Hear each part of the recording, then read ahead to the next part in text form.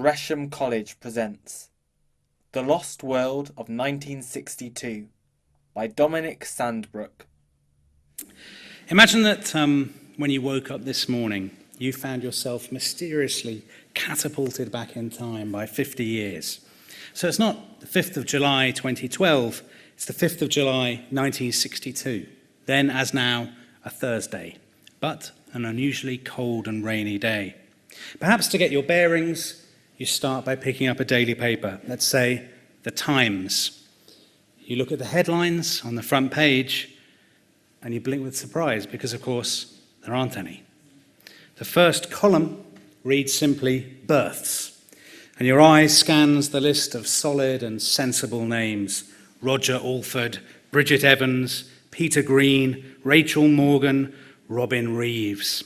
Under marriages, it turns out that Arthur Montague and Mary Allen of Fort Road, Guildford, are celebrating their silver wedding anniversary, 25 years after they were married in 1937 in the University Chapel in Glasgow. Under the headings Deaths follows a long line of septuagenarians and octogenarians, people who were born in the reign of Queen Victoria, lived through the reigns of her son, grandson, and great-granddaughter, and saw 2 world wars, the high point and decline of the British Empire, and the advent of the cinema, the television, air travel, and even the space race. Something that makes you realise that 21st century Britons aren't the only generation to have experienced extraordinary change. On the second page, you find the appointments and, a telling word, situations. The latter may surprise you a little. You read that an attractive, intelligent lady, 37, wishes to learn bar and some reception duties in a good class country club. And a gentleman, Mayfair Flat, requires a house parlourmaid of first-class experience to join his cook and daily maid. In Kensington, a lady wants an experienced governess for her 14-year-old daughter. And in Cirencester, Colonel Gibbs at Ewan Manor is looking for a superior married couple or 2 friends, experienced cook and houseman with exceptional references. And yet some things don't seem to have changed much at all. On the second page, the computer giant IBM is advertising for men, and unusually at the time, women, to teach data processing skills to the scientists and engineers who are building the brave new world of tomorrow. The sports pages, then as now, are full of the joys of Wimbledon, with the peerless Rod Laver having just beaten the former champion Neil Fraser in the men's semi-finals. At the Old Bailey, where 15 youths are on trial for having caused a fight at a Finchley dance hall, the judge has stern words for the gentlemen of the press. One of the boys, it turned out, was temporarily released on bail so that he could sit his A-level exams. But he was followed all the way to school by representatives of the Daily Mirror and the Daily Mail. And according to the judge, the mailman went as far as to smuggle himself into the exam hall and even stole a copy of the exam paper. In other school-related news, the Education Minister is demanding an inquiry into standards of primary education, where Britain is apparently falling behind its European competitors, while a new report alleges that there are too few science labs in the nation's schools. In girls' schools in particular, we learn all too frequently lessons are merely chalk and talk. Yet there's hope for Britain's children. Before even a stone of the University of Essex has been laid, says a report, its promoters and planners are looking far into the 21st century, academically and physically. The new university isn't just aiming for a whopping 6,000 students, it's drawn up a radically forward-thinking curriculum. In particular, undergraduates will be asked to compare British politics with that of the United States and the Soviet Union, and to compare and criticize our literature with American and Russian literature.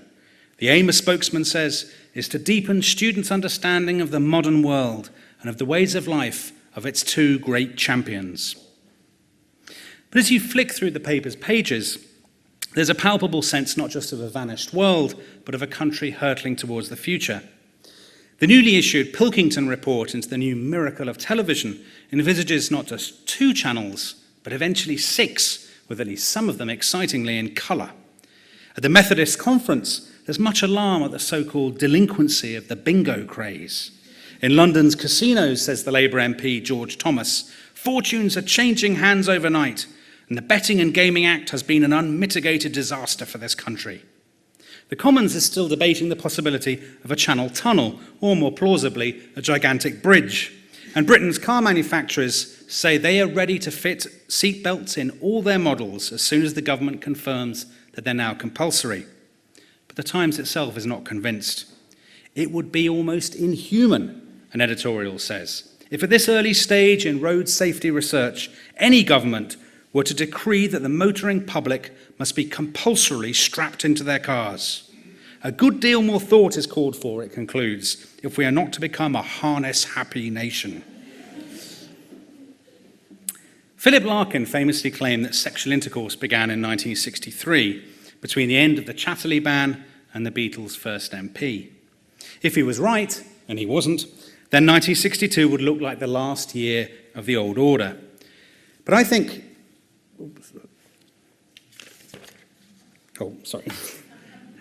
would look like the last year of the old order. But in reality, it was a year of tremendous innovation. It saw the consecration of the new Coventry Cathedral, a temple to peace and reconciliation, rising from the ashes of wartime. It saw the opening of Britain's first casinos, the first episode of Steptoe and Son, and the first live satellite television broadcast from America to Britain. The Rolling Stones made their debut at the Marquee Club. The Tornadoes had a #1 hit with Telstar. Ford launched the Cortina, one of the best-selling cars in history. Britain and France signed a deal to build the Concorde aircraft. University Challenge made its debut on the BBC. Safeway opened its first British supermarket in Bedford. And Golden Wonder launched its first flavoured crisps. Cheese and onion, if you're wondering. The biggest hits of the year were Stranger on the Shore, I Remember You, Let's Twist Again, and The Young Ones. Len Dayton published The Ipcress File. Ian Fleming wrote The Spy Who Loved Me. P.D. James published her first detective novel, and Doris Lessing published the feminist classic The Golden Notebook. James Hanratty was controversially hanged for his part in the A6 murder case. And other notable casualties of the year included the Beatles' original bass player Stuart Sutcliffe, the actor Charles Laughton, and the writer Vita Sackville-West. Merely to describe 1962 in facts and figures is to conjure up a Britain in which the coins were heavier, the air dirtier, the streets quieter, the people paler, the clothes darker. It was a world in which 9 out of 10 people had never been on an aeroplane. 1 in 3 people still lived without access to an indoor bathroom or hot running water. Most houses relied not on central heating, but on the warmth of a coal fire. And millions of people still bathed once a week in a tin tub. In major cities, smog was still a severe problem. That summer, the smog in London was so bad that trains and flights were cancelled, traffic around the Capitol ground to a halt, and the AA warned of a no-visibility zone in the southeast of England. Most people still lived in the towns in which they'd grown up. Schools were divided into grammar schools, secondary moderns, and technical colleges. Almost everybody sat the 11 plus, but fewer than 20% of people passed. Very few people went to university. There were barely 100,000 students in 1962, compared with 2 million today. People often ate the same meals every week: roast beef and Yorkshire pudding on a Sunday, cold beef on Monday, beef stew on Tuesday, sausages and mash on a Wednesday, perhaps a pie on a Thursday, of course, fish on a Friday, sandwiches on a Saturday. Outside a few big cities, curry houses, kebab shops, even Chinese takeaways were still largely unknown. And in the evenings, millions of couples still entertained themselves separately, the husband in the pub, the wife at home with friends or family. But entertainment was changing. The box in the corner was slowly taking over the living room, and by the end of 1962, more than 3 out of 4 households had a TV. In many ways, the facts of life in Harold Macmillan's Britain tell a story of enormous change. There are only 6 murders per 1,000 people in 1962. Now there are 13.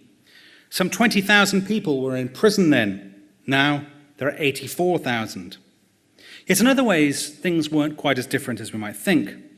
There weren't any scandals about MPs' expenses back then, and on the face of it, they were paid much less than their modern counterparts, just £1,750 a year. But if you convert that into today's money, you get a rather different picture. That would be worth about £75,000 today, which is more than a modern MP is paid. Similarly, our national debt today stands at a record £800 billion, a record, which is why the newspapers are so full of doom and gloom. But 50 years ago, the national debt was just 26 billion.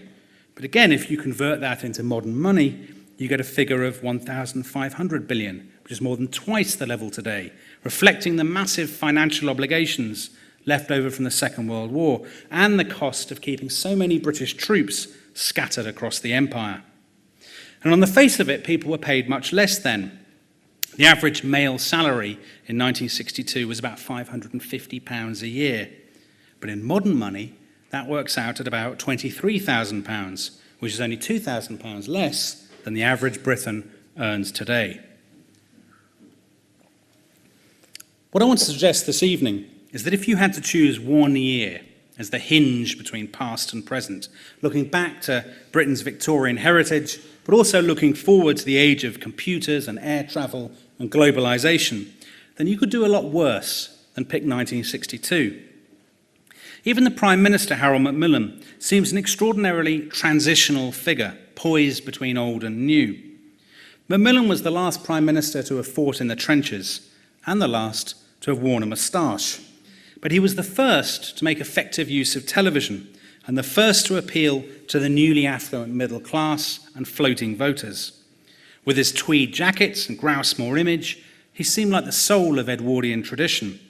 But it was Macmillan who famously boasted that most of our people have never had it so good, and Macmillan who sought to exploit the political potential of the new consumer society.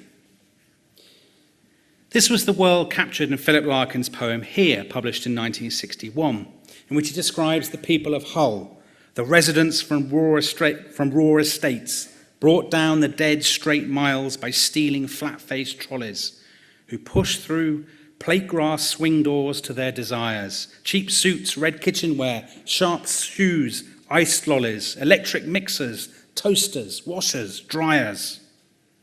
An apocryphal story has it that Macmillan's campaign manager, Lord Poole, used to drive out from his country estate into Watford, where he'd watch the suburban shoppers wandering through their new supermarkets or signing hire purchase forms for TVs and washing machines. Lord Poole would nod happily to himself and then drive home again. And a cartoon in The Spectator, after Macmillan had won the 1959 election, summed up Supermac's appeal. The Prime Minister is sitting in his Downing Street study, and around the table are also sitting a car, a washing machine, a television and a fridge. "Well, gentlemen," he says, "I think we all fought a good fight."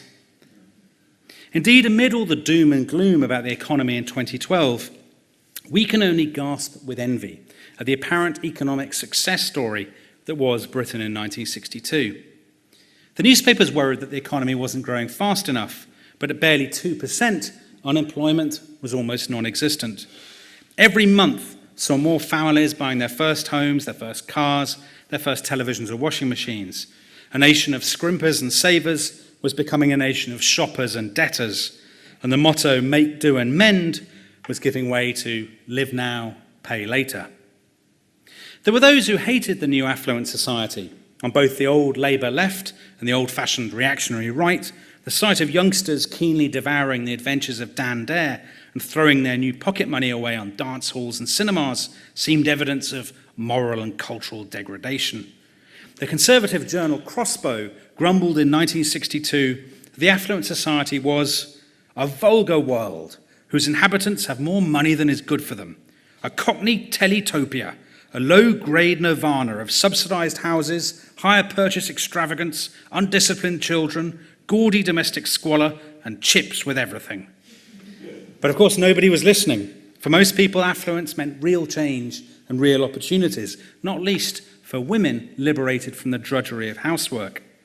The cookers and washing machines that dominated high street showrooms in the Macmillan years probably did more to expand opportunities for women than any number of feminist tracts, because they spared the housewife the grueling labour of washing and drying clothes by hand or slaving for hours over a hot stove. And plenty of people never forgot their first glimpse of their own home, their own garden.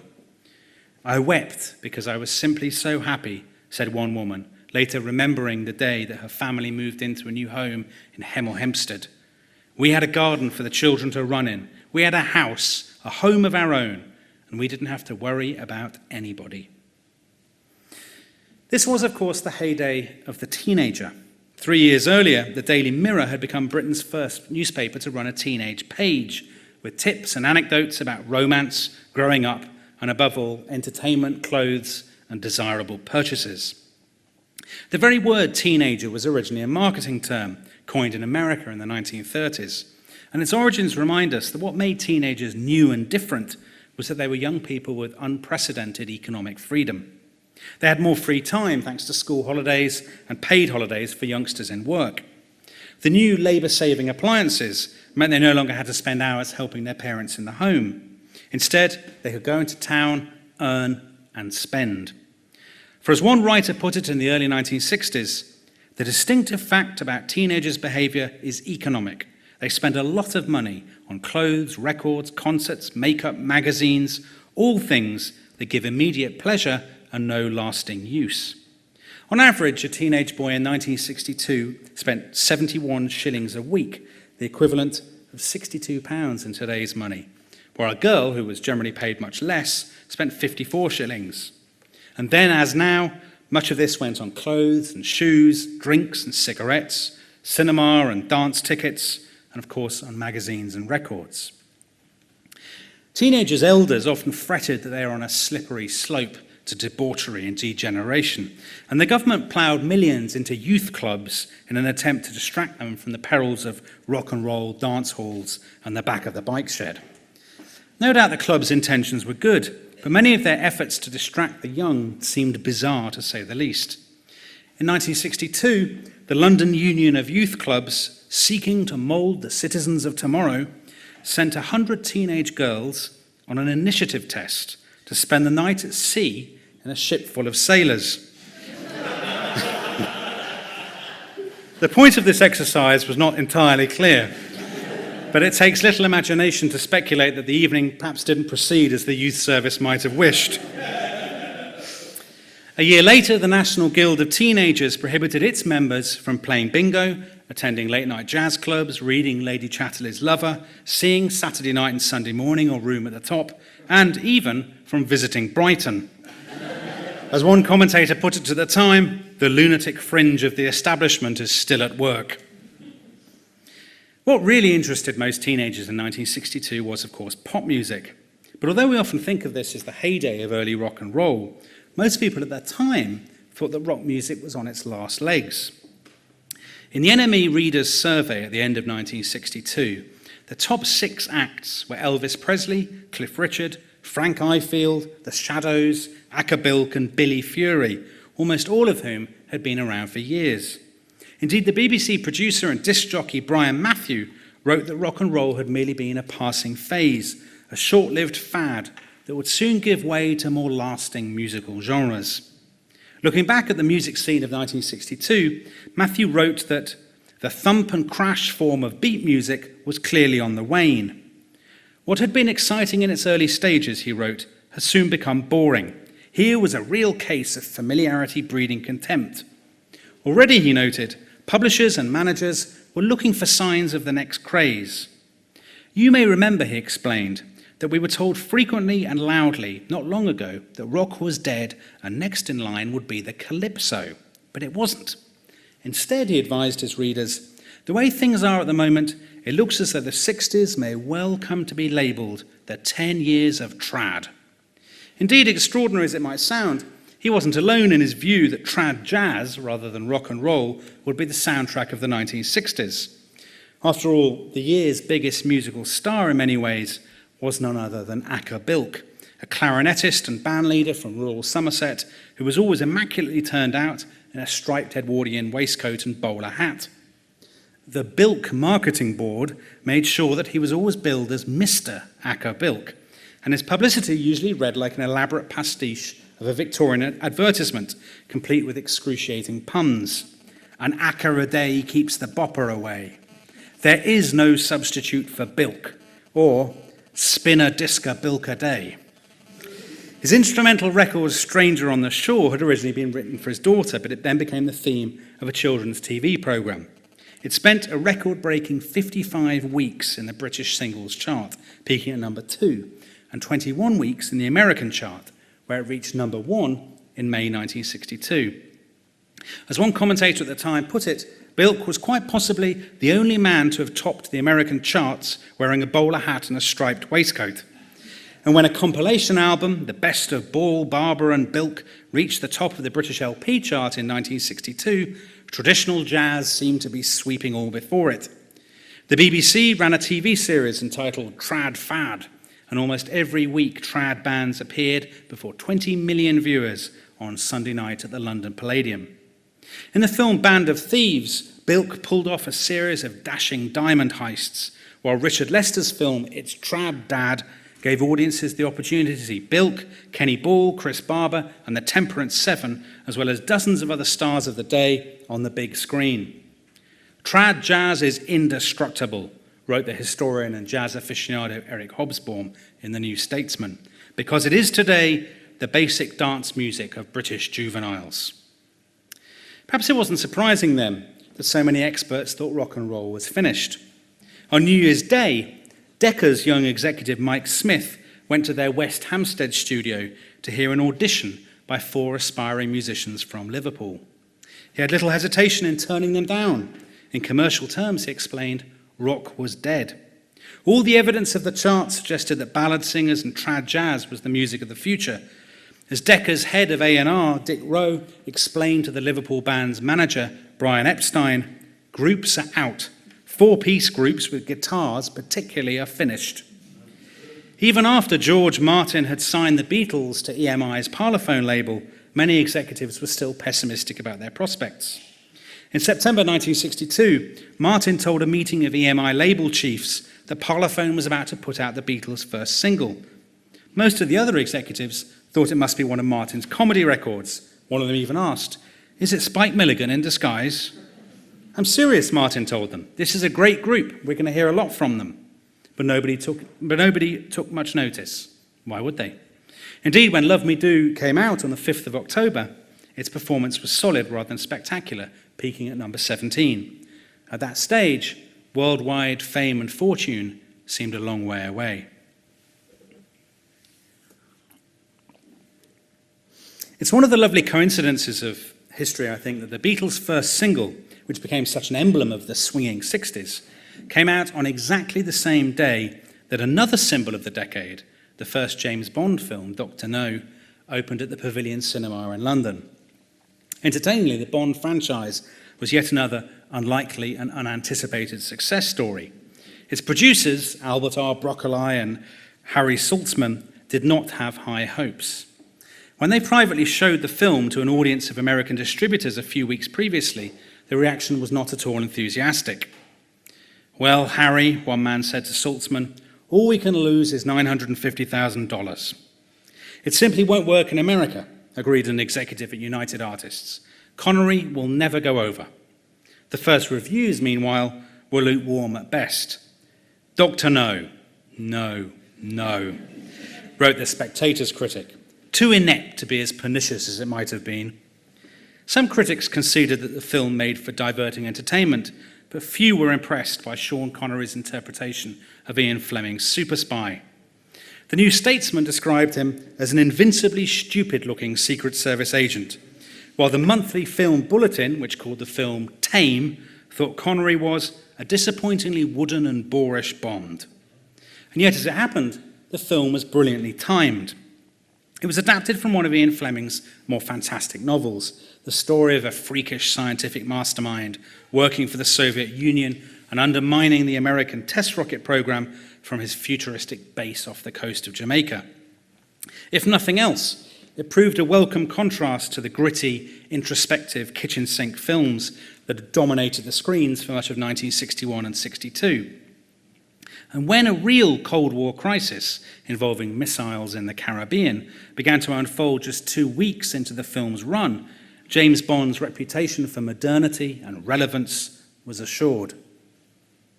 Of course, unlike the adventures of James Bond, the Cuban Missile Crisis was no laughing matter. For 13 days, as Nikita Khrushchev and Jack Kennedy confronted one another about the issue of Soviet missiles in Cuba, The world seemed to be teetering on the brink of a third world war and a nuclear holocaust. But from a British perspective, one of the most terrifying things was that we were so irrelevant. Should war break out, then Britain would undoubtedly have been one of Moscow's chief targets. Yet even at the time, it was very obviously the Americans, and not Harold Macmillan's cabinet, who were calling the shots. All Britain could do was wait. One Vulcan squadron commander at RAF Waddington remembered that for more than a week, he and his crew were on permanent standby in a flight hut 20 yards from their bomber. In just 10 minutes, they could have been airborne and on their way east. If the Hooter had gone, we would have gone, recalled another man from the same base. Nobody would have given it a second thought. We were doing a job. I never heard a conversation on the rights and wrongs of dropping a nuclear bomb. Yet among the wider public, many people were understandably terrified at the thought that the world was heading for atomic Armageddon. Government contingency plans envisaged the evacuation of nearly 10 million women and children from the cities to the countryside. But amid the panic of an impending nuclear attack, it's hard to imagine such an operation going to plan. Indeed, in those last fraught days of October, most large towns saw protests and demonstrations of one kind or another. In Sheffield, a group of students spotted the opportunity for a practical joke and mocked up newspaper placards with the headline, "War declared, official." Perhaps not surprisingly under the circumstances, the university immediately suspended them. But what the Cuban Missile Crisis confirmed was that Britain no longer mattered as it once had. The crucial decisions were taken in the White House and the Kremlin, not in 10 Downing Street. And just a few weeks later came more evidence of Britain's fall from grace. On the 5th of December, the former US Secretary of State Dean Acheson, one of the most respected American experts on foreign policy and President Kennedy's special advisor on NATO affairs, gave a speech at a conference at the West Point Military Academy. There was nothing controversial in his words, nothing except for 3 sentences that found their way into every newspaper in Britain and for many observers seemed to encapsulate the decline in the nation's international reputation. Great Britain, Acheson said, has lost an empire and has not yet found a role. The attempt to play a separate power role, that is a role apart from Europe, a role based on a special relationship with the United States, a role based on being the head of a commonwealth which has no political structure or unity or strength and enjoys a fragile and precarious economic relationship, this role is about played out. Great Britain, attempting to work alone and to be a broker between the United States and Russia, has seemed to conduct a policy as weak as its military power. Harold Macmillan, for one, was outraged at Acheson's words. The night he heard the news, he wrote in his diary, "Acheson always was a conceited ass." But there was no denying that Britain's world role was changing. In 1960, Somaliland, Cyprus, and Nigeria had become independent, and in 1961 they'd been joined by Sierra Leone, the British Cameroons, and Tanganyika. The empire was dying. Not everybody liked it. Indeed, many white settlers in Africa felt cheated and abandoned. "We've been thoroughly betrayed by a lousy British government," one Kenyan farmer fumed in 1962. "We'll throw in our allegiance with somebody who's not prepared to pull the bloody flag down." Many of them had fled Britain to escape Clement Attlee's post-war Labour government, but they now found the wind of change catching up with them. Others, like the farmer in Kenya, simply couldn't stand the idea of being ruled by black Africans. "I'm not a missionary," he told the press. "I hate the sight of the bastards." But the tide was irresistible. In 1962, Jamaica, Trinidad and Tobago, and Uganda all gained their independence, and they were followed in 1963 by Malaysia, Zanzibar and Kenya, and in 1964 by Nyasaland and Northern Rhodesia. In its way, the rapid progress of decolonisation spoke volumes about the priorities of a Tory government that looks much more liberal in retrospect than it did at the time. Indeed, the man who'd been Macmillan's most influential colonial secretary, the young reformer Ian MacLeod, made no secret of his domestic social goals. "The people of this country think that the society which we have created is not sufficiently just," he told the Conservative Party conference in the autumn of 1962.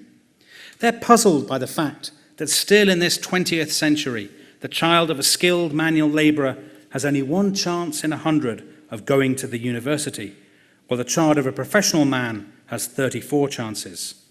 They're puzzled that 42% of the people in this country still earn £10 a week or less. The just society that we seek is a society which can confidently invite the men and women who compose it to make their own way in the world, because no reasonable opportunity is denied to them. You can't ask men to stand on their own 2 feet if you give them no ground to stand on. For MacLeod, as for most other politicians of his generation, the answer to inequality wasn't radical political change, but rapid economic growth. Affluence, it seemed in the 60s, would wash away all the social ills and economic discontents of the past. And yet, even in 1962, there were growing mutters of unease and murmurs that British industry and British businesses, having been too introverted and too complacent for too long, were falling behind their European competitors. Indeed, in April 1962, a Guardian headline proclaimed that Britain was bottom of the class, having finished last in an annual table published by the Secretariat of the United Nations Economic Commission for Europe. Britain, the paper reported, has the sorry distinction of being the only Western country whose volume of national output was practically unchanged from the previous year, and is the one country where the employment situation has seriously deteriorated. And in the nation's boardrooms, the news only strengthened the view that the United Kingdom simply must join the new European common market, from which Britain had stood aloof in the 1950s. Indeed, Harold Macmillan had already made it clear that he saw Britain's future inside the European community. But not everybody was quite so pro-European. Indeed, polls showed deep public suspicion. "We must not join Europe," declared the intensely conservative Viscount Montgomery of Alamein in June 1962. "I stand for the British Commonwealth with the Queen at its head. There's only one race under heaven which could stand between the Western world and utter destruction. That is the British race to which we belong, united by close ties of blood, speech, and religion the world over. Let the mother of nations gather her children about her to the call of common kindred. Do not let her cast away the affection of her offspring." Other Eurosceptics put it rather more earthily.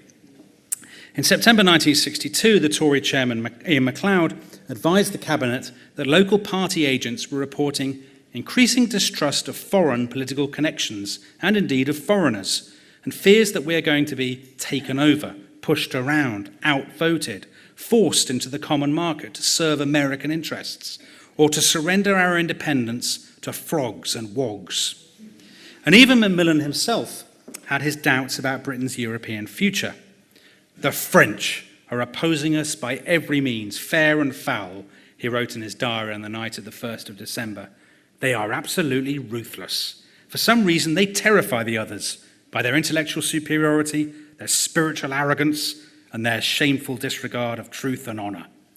Perhaps he wasn't far wrong, for only a few weeks later, Macmillan's old wartime ally, Charles de Gaulle, vetoed Britain's first attempt to join the European community. Deep down, though, most ordinary people were less interested in international politics than in their domestic pleasures. In particular, Britain had fallen in love with television. ITV's biggest draw was that perennial favourite, Coronation Street, then not yet 2 years old, while the BBC's most popular shows were Steptoe and Son and the black and white minstrel show. But the really controversial programme of the day, and the one I think that said most about the tone and texture of life in 1962, was a series that set out to use the cops and robbers genre to explore the lives of a northern working-class community in an age of change. Its name was Z-Cars, and one of its creators, the playwright John McGrath, explained that it was designed as, quote, "a kind of documentary about people's lives in these areas, and the cops were incidental. They were the means of finding out about other people's lives." Indeed, the BBC publicity for the new series made very clear that it wasn't just half an hour's escapism, but it was a social documentary confronting the problems of urban life in the 60s. Life is fraught with danger for policemen in the north of England overspill estate called Newtown, the Radio Times told its readers. Here, a mixed community displaced from larger towns by slum clearance, has been brought together and housed on an estate without amenities and without community feeling. The very first episode in January 1962 begins with the shooting of a bobby on the beat, for many viewers a shocking reminder of the rising crime that they found so disturbing. The Newtown police react by sending out crime patrols in the radio cars Z Victor 1 and Z Victor 2, occupied by the 4 toughest constables they can find: the Scottish rugby player Jock Weir, the Lancastrian Bob Steele, the Ulsterman Bert Lynch, and the Yorkshireman Fancy Smith, while supervising operations by radio from the station are the irascible Detective Superintendent Charlie Barlow and his faithful deputy, Detective Sergeant John Watt. The episode is packed with incident. On top of the shooting, we have a pub brawl, a subplot about teenage runaways, and the appearance of an escaped axe-wielding lunatic. But what really made Z-Cars controversial was that, like so many series ever since, it confronted the domestic problems of the policemen themselves. So, we discover that Sergeant Watt's wife has left him because of the demands of his job, while an argument between Bob Steele and his wife leaves her with a black eye. And although the Lancashire police had originally advised on the show's plots because they thought it would bolster the image of the police force, they were horrified to see their officers being shown as real, flesh and blood human beings. The Chief Constable of Lancashire demanded that the series be cancelled because, he said, his men had reacted to it with disgust almost to a man, while one of the Chorley Crime Patrol told reporters, "It was awful. We all thought it made us look fools, and our wives thought it made them look like fools too." But the audience liked it. 9 million people tuned in for the first episode, and by the end of 1962, Z-Cars was commanding 14 million viewers a week. But in a sign of things to come, it continued to attract fierce criticism from moral guardians who believed it was corrupting the nation. An educational psychologist even told the Manchester Guardian its vivid visual presentation of sexual perversion could damage the mental health of any children watching. Watch it now, of course, and Z-Cars looks painfully old-fashioned. But to viewers in 1962, used to the much more reassuring pieties of Dixon of Dock Green, Z-Cars had the shock of the new. Its very setting, a new town haunted by domestic and juvenile crime, a setting of brutalist tower blocks and social deprivation, screamed modernity. It addressed the issues that other programs ignored, from teenage delinquency and extramarital sex to everyday racism and domestic violence. But it wasn't the only new BBC series making the headlines. Indeed, if any of the new shows of 1962 really captured the irreverence of the 60s, it was a new series devised by the BBC producer Ned Sherrin. What he wanted, Sherrin said later, was a sort of revolutionary programme, a mixture of news, interview, satire and controversy, an experimental 2-hour mixture of debate, satire, comedy and music. And what he got was That Was the Week That Was, which went on air just before 11 on the night of the 24th of November 1962.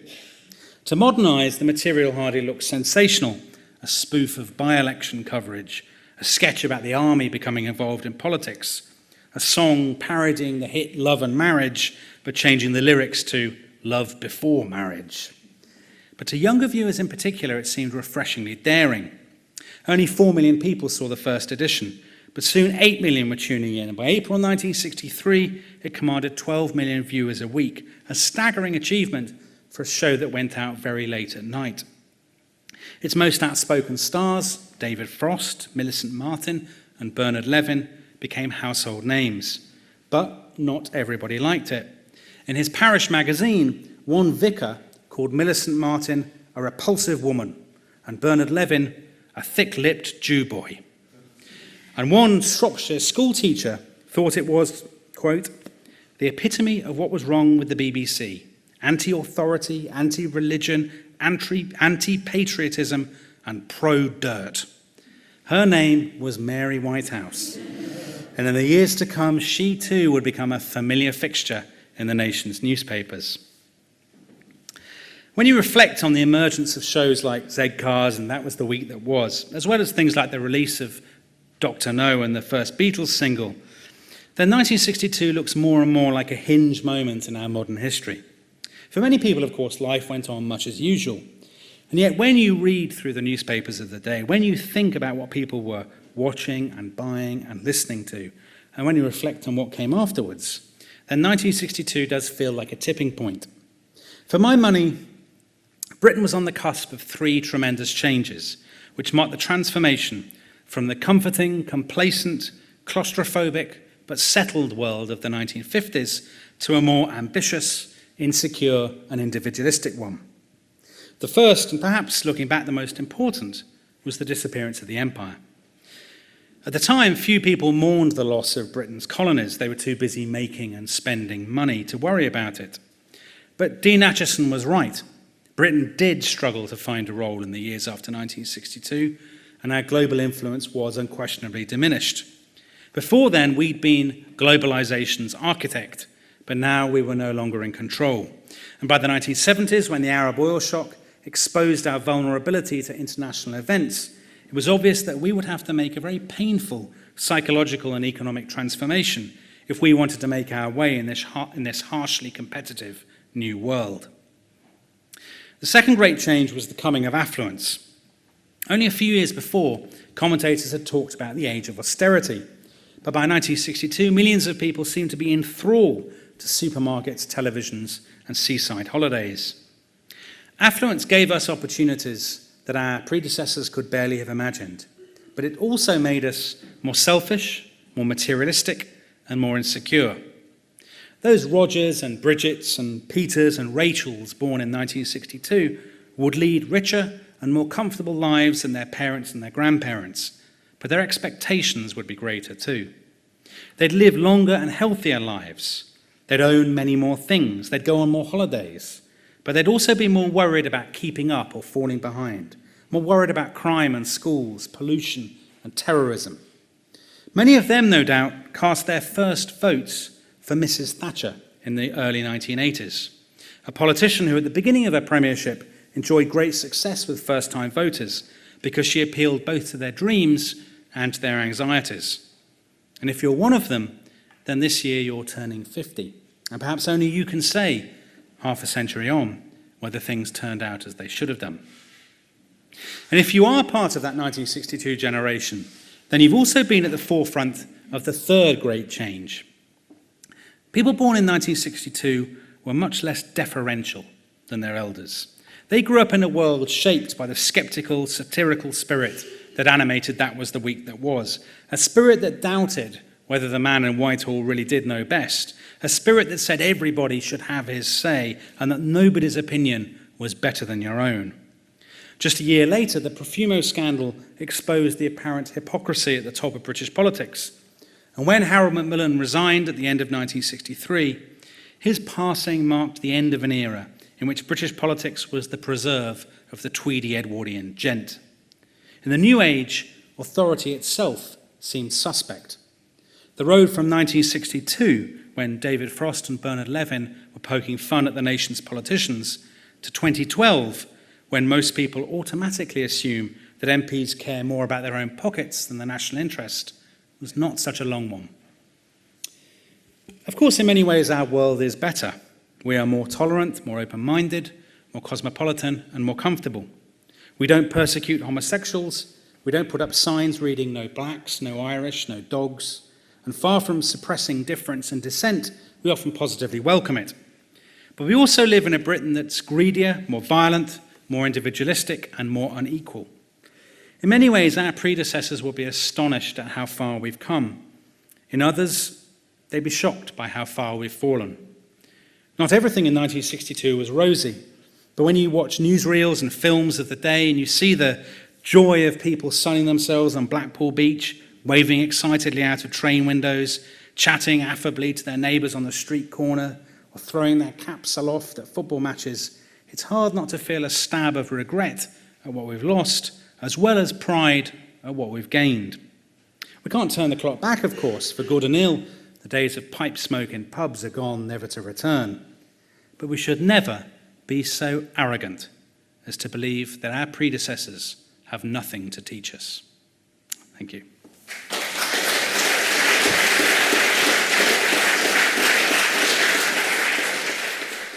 For more information, please visit www.gresham.ac.uk.